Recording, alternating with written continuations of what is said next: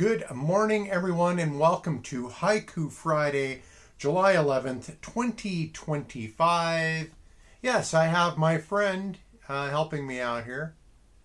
We'll get a little full shot to him. Yeah, there he is. All right. It's a little disconcerting. Here we go. First haiku is from Max Q. The weeds grow even through the artificial turf. Where there's will, there's way. Second one from Max Q. I know what I ate that made me gain all that weight. Time to moderate. Extra points for rhyming, Max Q. Yeah, I never thought about the weeds growing through artificial turf, but I suppose that is a thing. Suppose it is. I've seen more and more artificial turf as the water gets to become more scarce. That's for sure. Here is one from Bill. Can't think of a thing. It's haiku constipation. Need pruum. Okay, I should be able to pronounce that word, but I had difficulty. Let's start over. Can't think of a thing. It's haiku constipation. Need prunes for poems. It's hard to say.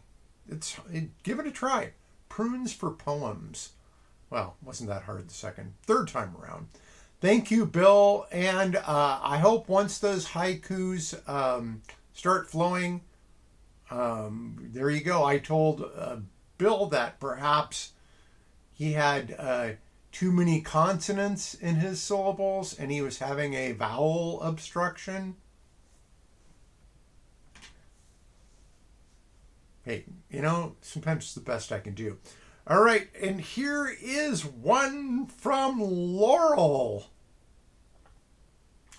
Your fingers stained, sticky with indecision, soil, sweat, reaping hope.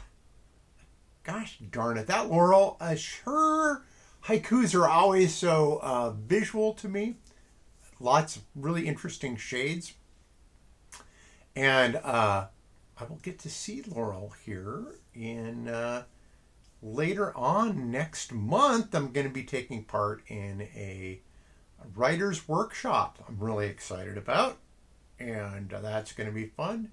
Hanging out with some friends and some friends I haven't met yet. Yes. Anyway, I'm going to take this down a little bit because, what the heck? We've seen him. All right. So let's see.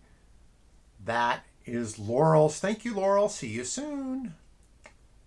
Here is one from our friend Rico-san. And Rico-san's always timely. The smells of summer. Whatever way the wind blows, smoke is in the air. Well, that is the truth, Rico-san. There's fire up by you burning. We've had fires in town here. We've had fires out north of town. We have a little piece of property out that way that we were going to camp on the day before yesterday. We were kind of worried because of the red flag warnings and the fire that was extending up that way. But it's just the way of life. As soon as the weather gets nice enough to do something, everything catches on fire. Oh well, people have it worse in other places, that's for sure. Thanks, Rico-san. Now, here's mine. And it actually, I guess I didn't mean for this to happen, but it sort of works. That deep place of peace, all good, rooted in its soil. Onions, freedom, dance. Yeah, he does a little dance. See if we make him dance a little more. So anyway, that's my. Oh, that's really sorry about the distraction there. I thought that was going to be cool. Maybe not so cool. Yes. So what is going on, everybody, in over here in Spokane, where I am? Let's see. Well, I've been busy doing art stuff. Yes, indeedy, as I always do. And here we go. We've got this is a painting I've been working on. My misconstrued platitudes, where I take words that have sayings on them. I'm looking at one right now that says, "On this farm, we do hard work, caring, respect, animals, planting, faith, harvesting, family, love." And so on, like this kind of plaque, I would probably paint out everything except for "on this farm, we do animals." That might be what I do in this. And then I would paint a painting of maybe like a skyscraper or a boat on the water, something that has nothing to do with the plaque. Because I like that disconcerting thing where these words that might have had meaning don't have any meaning anymore. And when you search for meaning and there's a painting on that board, that actually takes you deeper into the abyss of non-meaning. But sometimes I get words, ones that just have words on them that have no sentences, no structure. And I think I want to just paint something on there. So I've done that in the past where there was like an anti-Halloween one. I think it was I got it from a Christian thrift shop, and it was harvest, pumpkins, corn, good times, but it wouldn't mention Halloween. So of course I painted a big skull on there with all their harvest festival things. Because people who have it against Halloween, they don't get it, right? This was one that was about spices. It had spices. It has rosemary. Let's see. Get out of there. And it is now, I'm painting a firefighter on there, and it says, "Stay spicy. Stay spicy." And I got a little more work to do on this. And then, I think I'm going to try to have a show with these. I've had some ones that I've given away to people who really liked them. But I need to hold on to some now because I think I want to do an art showing around that. So I have some favorite galleries. But if you're a gallery owner and you want to see, I've got maybe 20 of these things I'm guessing about now.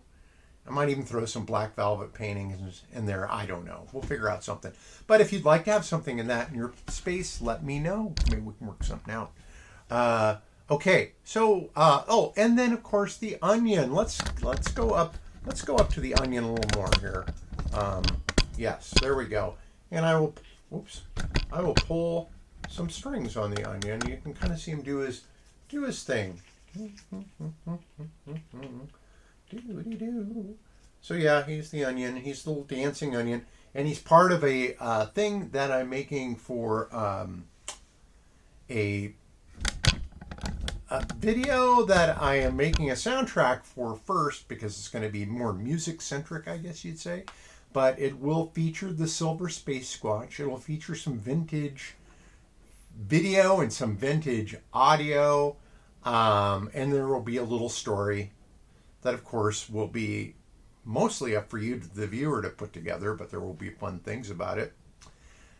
So, the garden is going really well. My garden outside, of course, a great place to have gardens, by the way, outside, is going very well. Lots of beans, lots of peas. Things are just hopping in the garden. Maybe we'll have to do a garden on location one next week. We'll see how that goes. What else is going on? No political haikus this week, which is very refreshing because you know what? The best thing you can do for some of these people is just to ignore them. Yes, we have to call them on their bullshit, but especially when they're breaking the Constitution, which many of us fought for or served for, and they are seemingly trying to be more and more evil because their base gets off on cruelty. And some of the cruelty, they think schooling the libs, making the libs feel bad, boo-hoo-hoo. But here's the thing about us libs. we mostly feel sorry for people who are taken in by this cult and it's costing them everything. They're suicidal, murder suicidal kind of fall. It makes us feel sad for them.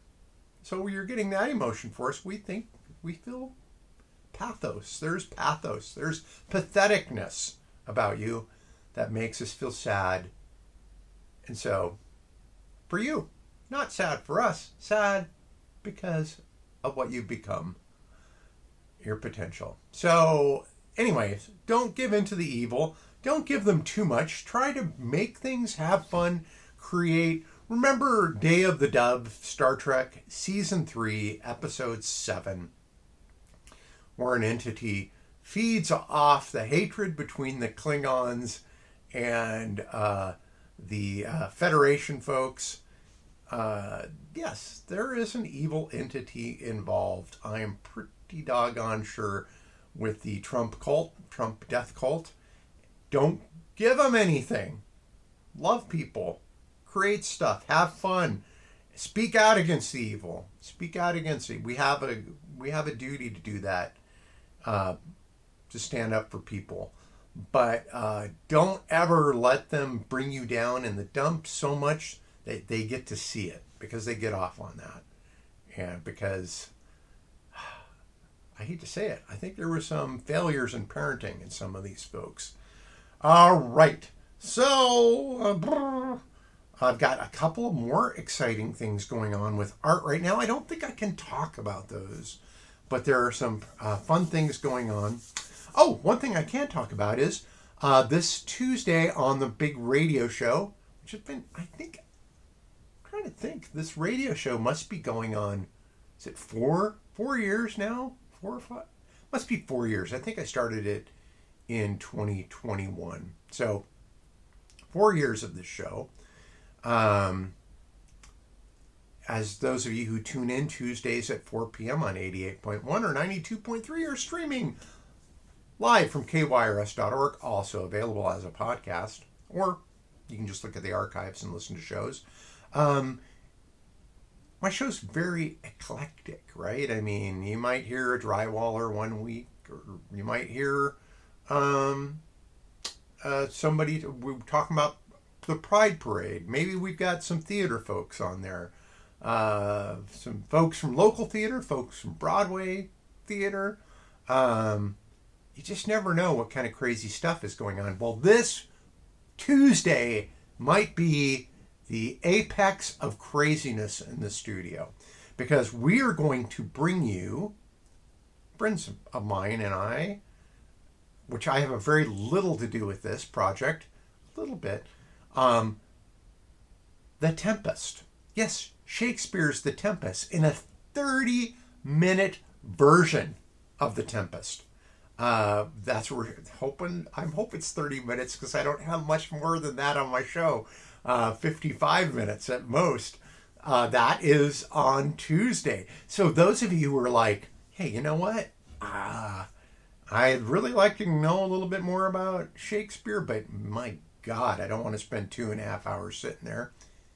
Tune in this Tuesday. I'm listening to a 30-minute version of The Tempest. It's going to be crazy. The studio's not that big. I can conjure up 5 microphones. There's going to be 13 of us in the studio making this happen. At least 13. So it's going to be crazy. So I invite you to check that out on Tuesday, 88.1, 92.3 FM, 4 p.m. Pacific Daylight Time, coming out of the heart of the Inland Empire. Yes, I call it that. I don't think the PNW, I don't really think, I don't really picture us as PNW. We're the Inland Empire. Before Riverside, California, and those folks were the Inland Empire, we were the Inland Empire. I'm never giving it up. All right. So deep from the heart of the Inland Empire, Spokane, Washington, downtown Spokane, in fact. The signal actually starts there, gets bounced to a radio tower about 40 miles north of here, and gets broadcast back down to Spokane. So Yeah. And all over eastern Washington, Idaho, maybe even Canada, maybe a little bit of Oregon. It's not for me to say. But tune in, won't you? And send me your haikus. Why not? Send them in. I mean, next week I probably will treat them with more respect than having this onion. You know, the best thing about this onion, that was the hardest thing to do for me, was to get the color right for an onion skin. It was really tough. It was too yellow. It was too white. But now he's just right. Thanks, everybody. Thanks for tuning into Haiku Friday. I very much appreciate it. And I will see you next week. Bye now.